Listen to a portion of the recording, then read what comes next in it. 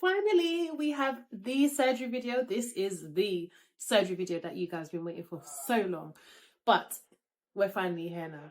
So my reasons for taking so long to do this video was because no 24 hours is the same after surgery. Like literally no 24 hours is the same. You wake up one day, your stomach's flat. The next day you wake up, you look 5 months pregnant. You go through swelling, all types of things that happen. And I just thought I just want to put this all in one video. And plus it takes about 6 months to a year. They say 6 months, but others are telling me it's a year to heal fully. So I said, you know what, let me reach my 6 month mark and then I'll put this out. So I can go through I can tell you everything that I've gone through. So my reasons for doing it was because after having a C-section, I had 2 C-sections, yeah. And when I tell you my stomach was finished. I didn't see my pum-pum. I couldn't see my pum-pum. The belly was hanging. And I was way too young to have a belly like that. So I said, you know what? This is what's going to make me happy. So a lot of people say like, oh, was you scared and stuff? And I was like, I wasn't scared because I knew why I was doing it and I needed my confidence back. Like, I knew how to hide it well. I could dress for my size. I could dress for everything.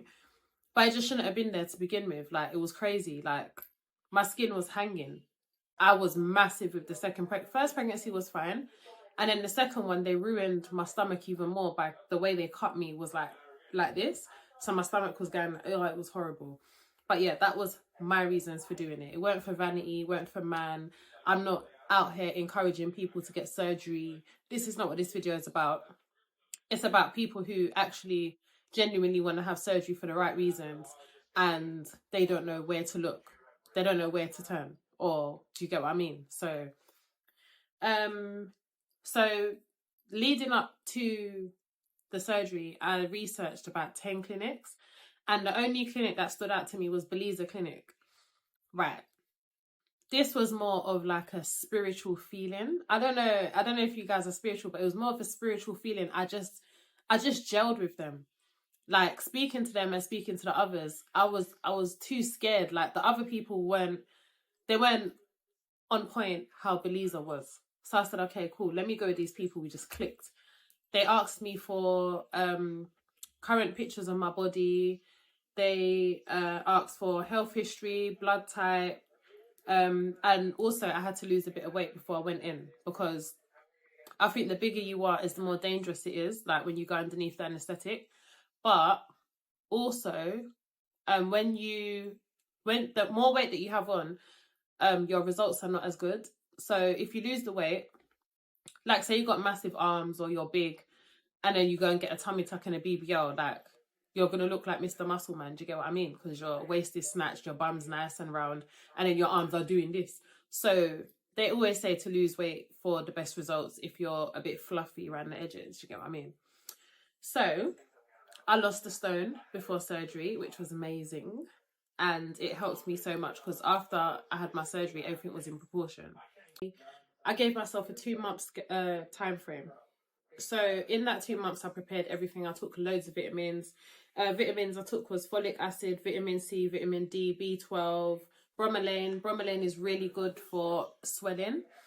So it's pineapple extract. You need to eat loads of pineapple because pineapple really, really helps with the swelling after surgery. You swell up like a puffer fish. Listen, you guys think you come off that table snatched and ready to go into a rave? No, sir. No, sir. You're going to swell. You're going to go down, then you're going to swell. It's crazy. So the pineapple and the bromelain helped me so much.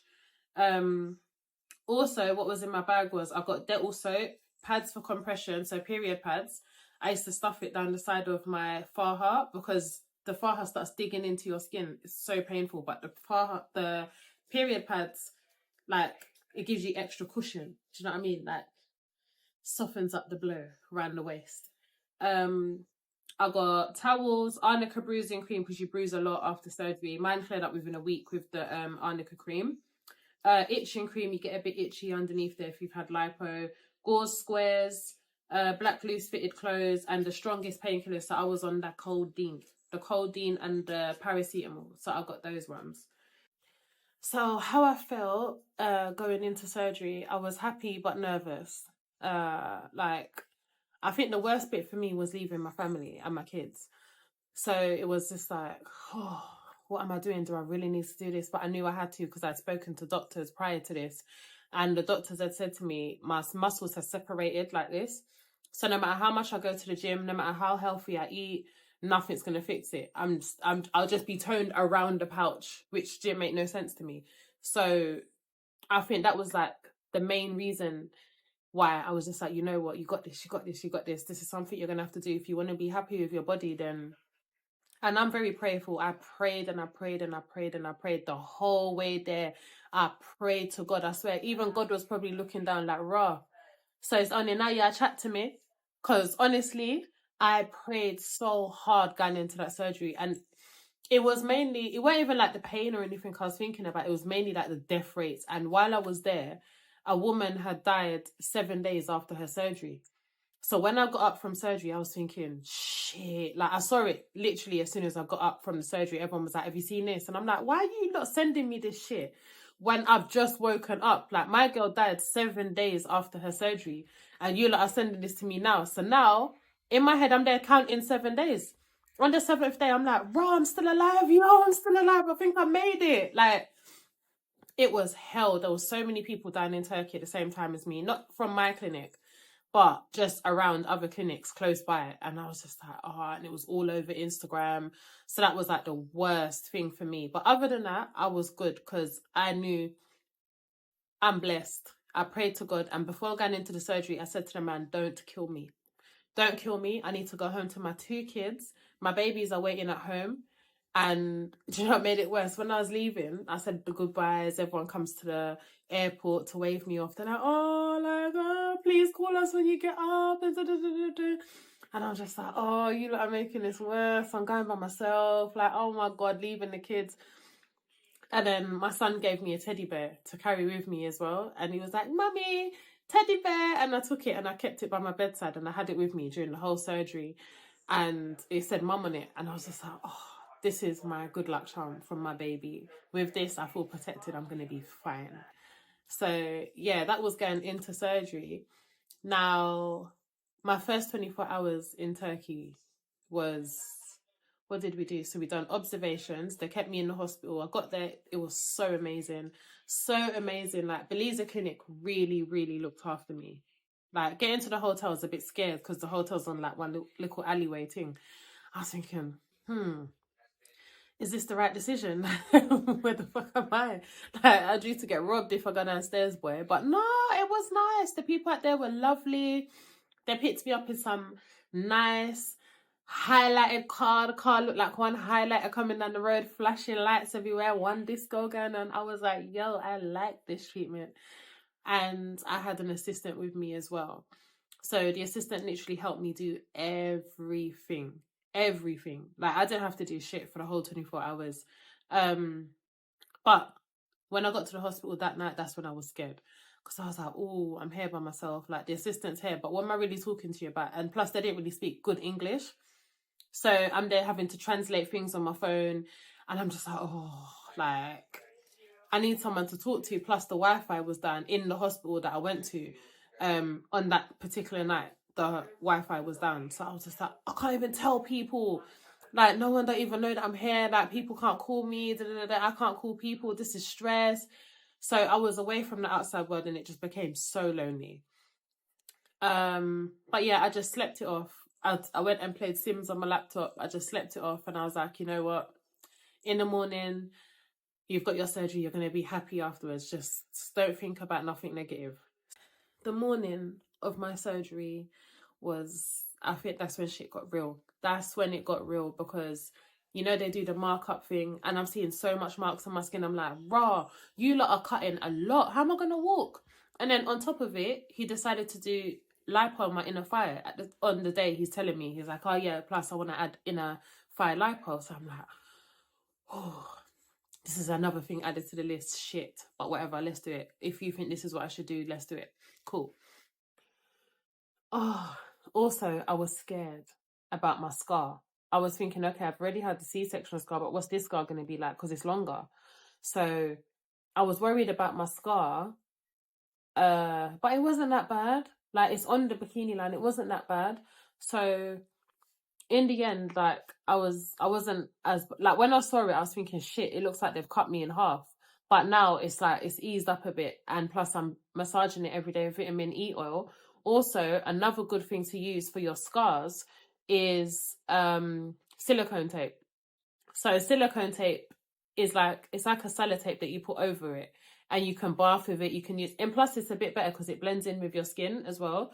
So it doesn't. You can't like if you're going somewhere, you just put on the silicone tape and it blends in, and you can keep it on for like a few weeks or so. But you use the silicone tape after I think it's like a few months after your surgery, once it's proper closed and everything. Um, these dogs are something else. Like, can I just not record a video? So going into surgery, I said, please don't kill me. That I need to get home to my 2 kids. And waking up from the surgery, he told me that stuck through his head the whole entire surgery. Literally. So everyone's waving me off. Like, I'm gonna put a video up as well of them saying, no, I think it's okay. Like the guy from Belize Clinic, Ufuk, I love him so much. He was my savior. Like, we became besties instantly. And yeah, he was there as my support system the whole entire time. And he was just like, you're gonna be fine, don't worry about it. You're gonna get home to your babies, you'll be okay. So going in there, the scariest part was the fact I had to put myself on the surgery table. So they were like, I remember just laying there, and they were like, all right, come on, slide onto the table. And I'm like, what do you mean? You know, I'm thinking they're going to put me to sleep and then just lift up the thing and just do this. No, they didn't do that. They said, get on the table. So I'm thinking, oh, Lord Jesus, now I'm actually putting myself on the surgery table. That shook me up. They didn't even say, like, the nurses, because they weren't actual nurses. I think they were assistants. So they were saying, they were speaking to each other in their language. But no one didn't say to me, you know, in England, they'll be like, okay, just try to stay awake as long as possible when they're putting the thing over your nose. NASA, my girl just went like this. And I woke up in my Faja. That was the end. Literally, that was the end. She went like this on my face. I woke up in the bed in my Faja. Done. I was like, is this it? Listen, my first 24 hours after surgery, I woke up. I remember waking up and I was like, they ain't done nothing. I can't feel nothing. Why am I not in pain? But I was high as hell. Everyone's phoning me, my boyfriend's phoning me, everyone's phoning me, and I'm on FaceTime and I'm just slurring all over the place. But I'm so happy because I was high as fuck. So I'm just there like, my mum's like, where's your clothes? Like, go put on some clothes. I'm like, how am I meant to put on clothes, mum? Like, I'm all doing all of this. So my mum's worried. She's calling the hospital. She's like, is she okay? Like, she's all over the place. It was fine. I was high as hell and I was so happy to be high because you see, once that high did slow down, I was mash up. First 3 days after surgery was hell. When I tell you hell. So they kept in the catheter thing for me to wee, I don't know what it's called, the bag, the wee bag thing. They kept that in for 2 days and I begged them for the second day because they were trying to take it out so I can get up and walk and go to the toilet. So the first day, I think they left me in bed for a few hours and then they were like, okay, you need to get up now. And I'm like, what do you mean? What do you mean I need to get, how can I get up? This is a myth. And you see, when they lift me up off that bed, that's when pain licked me in my clot. That is when pain did lick me. I felt the whole of my stomach here. Because I tried to just stand up. They said, no, you're going to tear your stitches. Listen, gravity pulled my stomach down like this. I was bent like this, walking the whole time, literally like that. I couldn't stand up straight, and that was the worst thing. Then I had the drains. I don't know what to do with these drains. They're giving me a bag. Put it in the bag. I've got to carry the drains and go toilet every minute. I said, nah, this is long. Walking was hell. And it's only because the drains, I had one in my back and one in my front. So the pressure from me being bent over, all the pressure went to my lower back. So after a few days, my lower back was finished. So they said to me, after a few days, when we take the drains out, your lower back is going to ease up, like, because there's not pressure right on. I could feel it on my spine. So they were like, yeah, when we take it out, it's going to be cool. Right. First 3 days, I think the second day I was depressed as hell. I was like, what have I done? I was there by myself. I was walking, but it was so painful. Like, just to walk from one side of the room to the other was just like, was like I'm doing a fucking marathon. Like, my body felt like shit. And all I kept saying was, give me morphine, because I just wanted to sleep it out. I didn't even want to be awake. That's how bad it was. It was so bad, I didn't want to be awake. So everyone's there seeing me posting on Instagram, like, I'm outside. They're walking in my surgery. See, the minute that camera go down, I was fucked. I was done. I need to go back to my room. Right. So I remember looking at the windows as well. And you know what was worse? The TV in the hotel was only Turkish. Not hotel, in the hospital, only Turkish.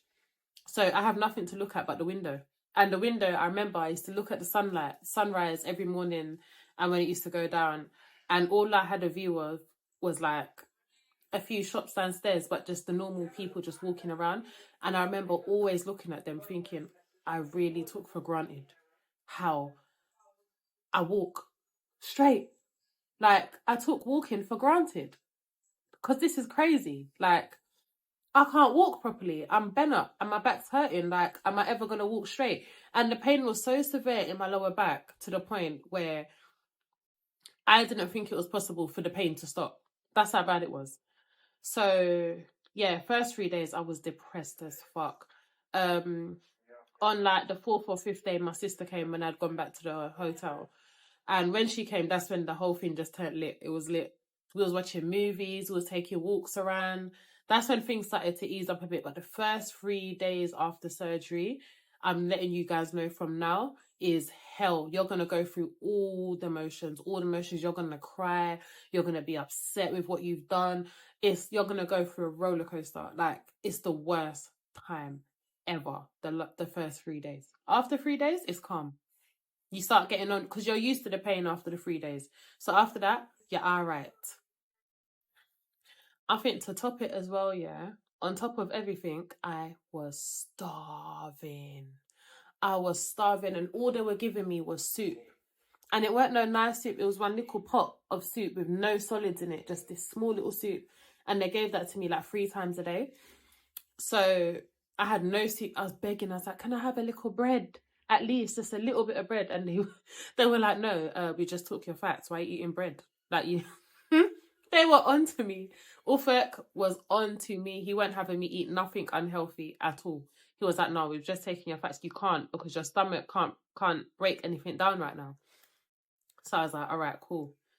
Another thing, yeah, that I forgot to mention. You see, when you wake up from surgery, it's like you're in the North Pole. You're going to be in the North Pole. You're shivering. That's how it was. Like, my teeth, it was so bad that my teeth, I bit my lip, shivering. Like, it was that bad. And my lip started bleeding. You are shivering and you're thirsty as hell. Thirsty as hell. When I tell you, when I got up and they gave me the water, me like a fool, my throat was so dry because I don't know if they had something in my throat, but my throat was so dry, yeah, that I just went to do this, just gonked down the water. Who told me to do that? It's like the throat was so dry that I cut my throat on the inside by drinking water. That's how dry it was. So you're going to be so thirsty. I think at first I wasn't too hungry because I was too drugged up. I weren't thinking about food. I didn't want to eat, but I was freezing. So the entire time that I was there, my room was like Barbados. Literally, like the nurses was coming in and they were like, are you not hot in here? Like, this is crazy. This is too hot. And I said, no, it's not. It's perfect. Please don't change my heating. I'm freezing. And you know what? It actually stayed like that. It wasn't as severe, but I stayed cold for, I say, a good few months after surgery. Like, I was always cold. Even when I came home, I had to sleep with a blow heater in my face. That's how bad it was. So that's one thing no one told me about, was the freezing sensation that you get when you come out. I had all blankets wrapped around me. I was shivering. So yeah, when my sister came, after those days, everything was good. We went out to eat. Obviously, I was a bit naughty. You guys saw it on Instagram. I was very, very naughty in Turkey. I was eating rubbish, but I was so hungry. I couldn't help it. That is one thing no one told me about, is that since I've had surgery, I swear food tastes like heaven. It's like my senses have heightened in my mouth, yeah. And food just tastes so nice. So I had to say to my friends as well, like, after surgery, was you lot really hungry? Like, is food your best friend? And my friend said, yes, she swelled up like a balloon. And it's happening to me now. So I'm having to try go gym and all these things. It's long. I don't know what happened, but my appetite has gone phew. And all I want is like sweet stuff and rubbish. I don't know. It must be the devil. But I'm not going back. So anyway, the nurses looked after me so well in that hospital. They literally treated me like a celebrity in there. I don't know, they thought I was an influencer. So they were like, Paris, oh my God, she's here. They're bringing people into my room. Like every day I would wake up, I'm seeing new people in my room. I'm like, hi. They're like, oh, she's had surgery as well. Yeah, come see her. She's our celebrity in the hospital. And I'm like, the fuck? Some of them was adding me on Instagram. I didn't even know who they were. But it was so nice. Like, they literally babied me. Belize Clinic done their thing. They done their thing. Dr. Alpa is my surgeon. He done his thing. Like, even for the surgeon to come in, he checked on me every day. And a lot of people said they ain't seen their surgeon after surgery. But my surgeon, he checked on me every day till I left. Every day. And we're still in contact now. Like, he came in every single day to check my wounds. They were cleaning it up every day. It was horrible, but I'm telling you, I was so grateful for them. Like, Belize Clinic were amazing to me.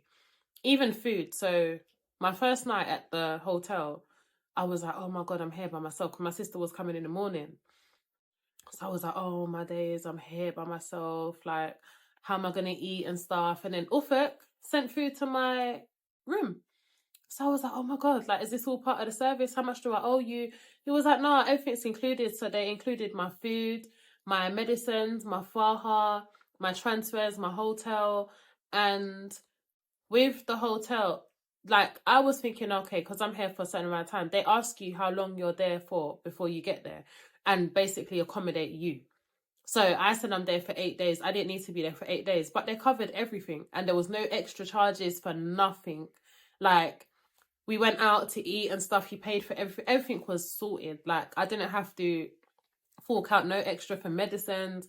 And at first I was scared because I heard a lot of people say that when they went to Turkey, the people said their medicines was included. And when it comes to them getting the medicines, they had to go and buy their own medicine. So I was thinking, oh, here we go. Like, I'm waiting. We're at the pharmacy and I'm waiting for them to say, oh, okay, yeah, it's this much. No, they just done everything for me. Everything for me. So I was so grateful for them.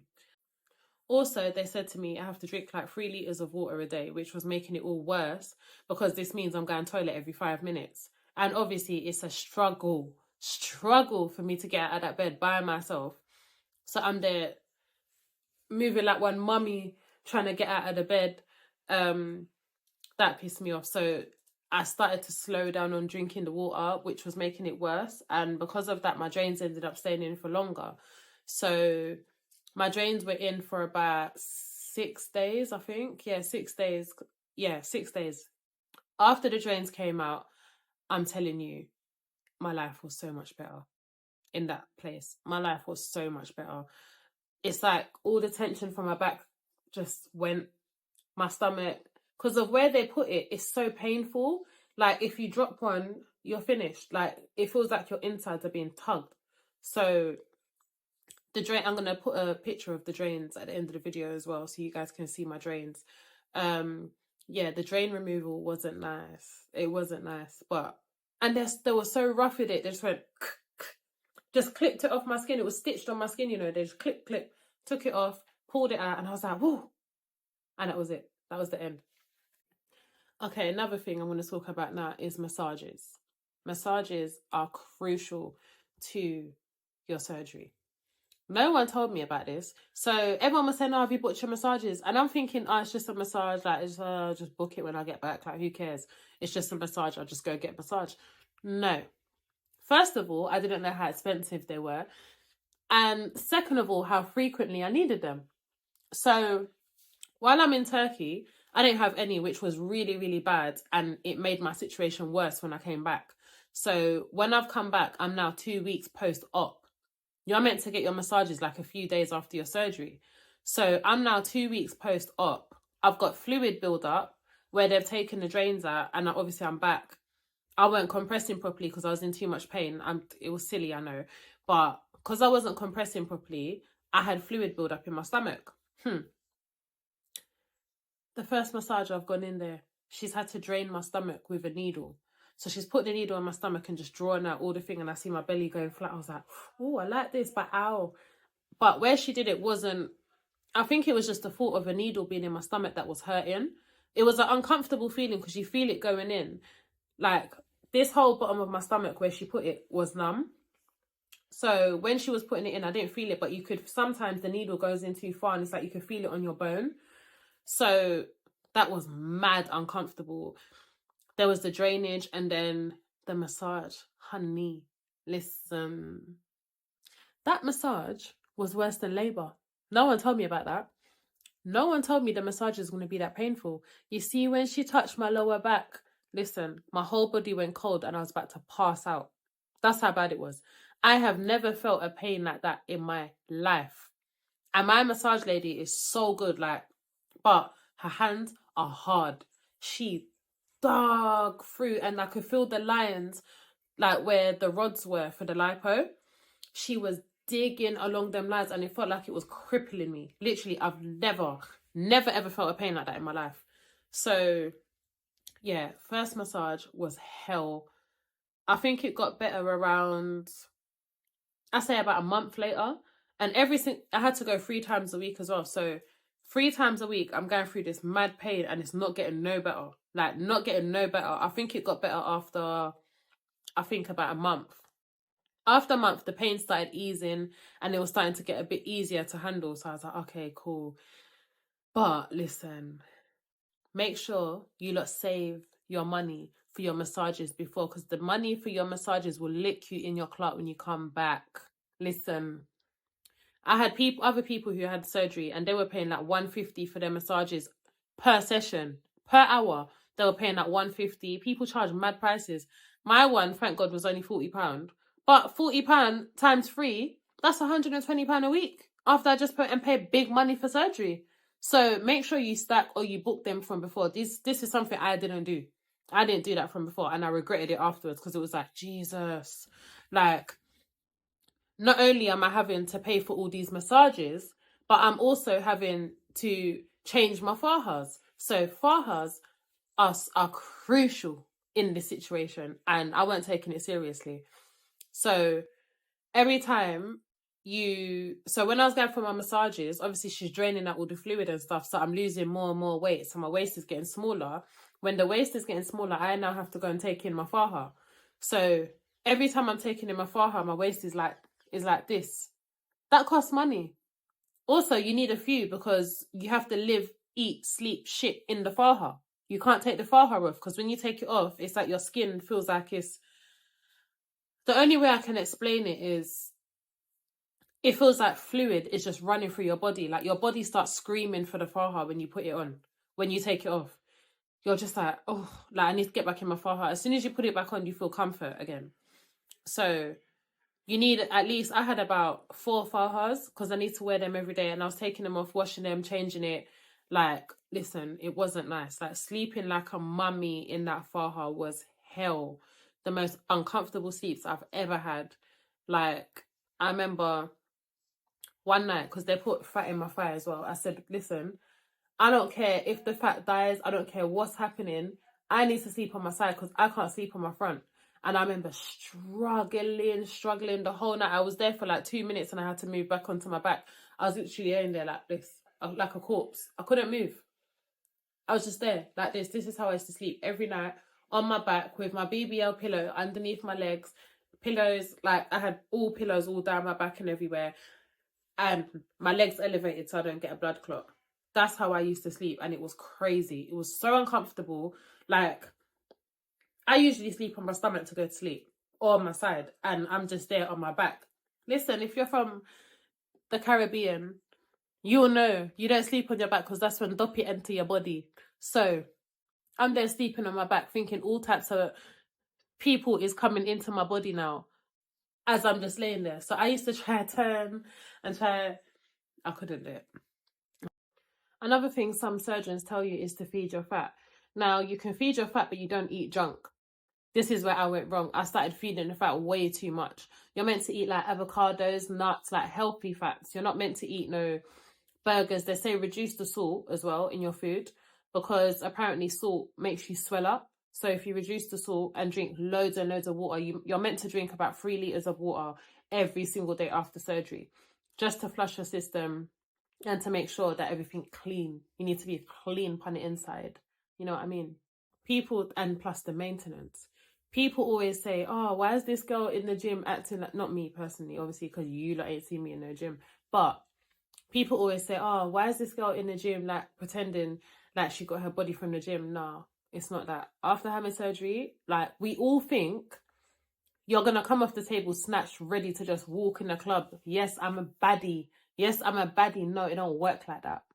Honeys, listen, you need to go to the gym. The maintenance after surgery is the worst thing ever. You got to eat clean and you got to go to the gym. You got to tone up, because they can't do all of it for you. You've got to do it yourself. Also, what makes it worse in my situation is because I had a tummy tuck, they only took 50% of my fat. So everywhere I'm going, everyone's like to me, yeah, when you go for round 2, and I'm thinking, why am I going round 2? Oh, you had a tummy tuck, so you go for round 2. Why am I going for round 2? People usually go back and get the other 50% removed that they couldn't get before because they needed the skin to be thick to pull down so they don't take out all of your fat. Listen, I'm not going to lie, I'm already considering it, because I feel like a lot of fat, there's fats that are still there that shouldn't be there, and I want it to get sucked out. But I'm going to try the gym thing first, because now my stomach can actually tone. So I'm going to try the gym thing first before I even consider going back into that, because I'm telling you, the healing process is mental. The healing process is crazy. So I'm going to try the gym thing for a few months. Worst comes to worst, I'll just go for round 2. But the round 2 is only lipo. So they'll just be removing the rest of the fat that they didn't take the first round. So that's one thing to remember as well when you're having a tummy tuck. No one told me about that. Right, so another important thing is your boards. So the compression is so important, guys. You have to compress. You have to compress. I can't express this enough. If there's any regrets I have about the whole surgery, is not compressing enough, because you can end up with lumps. I don't have any lumps, but my shape is not as curvy as I would have liked it to be. So you have to compress. You have to keep it tight so everything can heal. The compression helps your healing. So you need to make sure everything is like this all the time. Wear your Fajas, you got to wear your back boards, you got to wear your front board, you got to wear your foam boards, all the boards in the world. Period pads, push them in there. Anything you could do to compress. Wear a waist trainer. So yeah, now I wear a waist trainer, and my waist trainer's got bones in it. So that's like the stage 3 Faja. So the stage 3 Faja has bones in it as well. I don't have any regrets about my surgery. The only thing I would regret is not wearing the Faja long enough. That's what I regret. And I stopped doing my massages way too soon. So I need to get back into doing my massages again to keep my skin tight. But yeah, other than that, I have no regrets. No regrets about my surgery. Everything went well. My body looks good. So yeah, I've got my confidence back, and yeah. So yeah, guys, make sure you guys book your massages before you go anywhere. Make sure you get your Fajas, because you're going to need a few, because you're going to be living in them. Get your vitamins. Make sure you take a lot of iron as well, to make sure your blood levels are good when you're going into surgery, because if they're not good, then they can't do your surgery. So yeah, I'm going to list everything anyway. I'm going to put all the stuff that I used, all the vitamins and stuff that I took before going into surgery. So all my preparations and everything, what was in my suitcase, I'm going to list all of it down below, and links where to get these things from. But yeah, if you guys need any advice, just hit me up. Hit me up on Instagram at Nakai Milan. Yeah, just let me know. Just let me know what you guys need. I'll help you. I'll point you into the right direction. I feel like I'm an expert now, obviously, in it. I feel like I'm an expert now. But yeah, just hit me up. Let me know. I'm now working with the company, So if you quote me, you get discounts. And again, I'm not encouraging no one to get surgery before you guys try to penalize me. I'm just saying, if it's something that you wanted to do, then I can help you guys out. You know what I'm saying? Before you like try to get me cancelled and tell people say I'm encouraging people. No. Everyone's been requesting this video for these reasons, because there's a lot of stuff that's not on the internet. A lot of influencers lie about their surgeries and stuff. I'm not here to lie. I'm here to just tell you, like, the dead honest truth and raw as well. You guys gonna get everything you need to hear on this video. Anything I've missed out, you guys just let me know and I'll fit that in for you guys. See ya!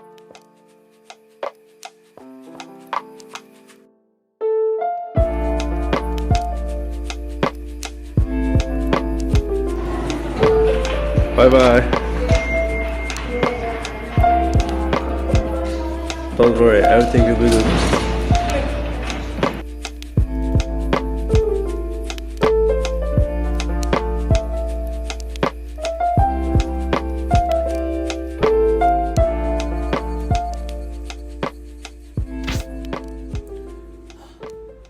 For those asking what I did, I went and got that body snatched.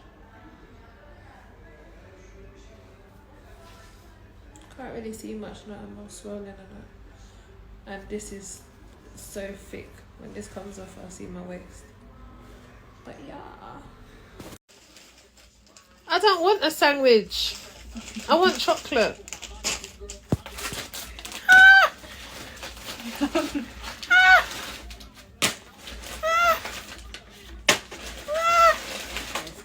Come and see.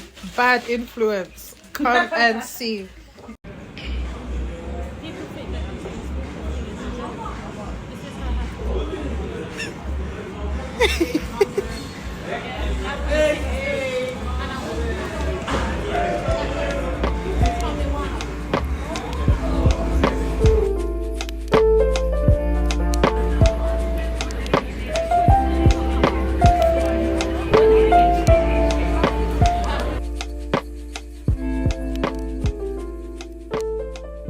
You lot there telling me I'm out and about. Oh, you're out and about. Oh, look how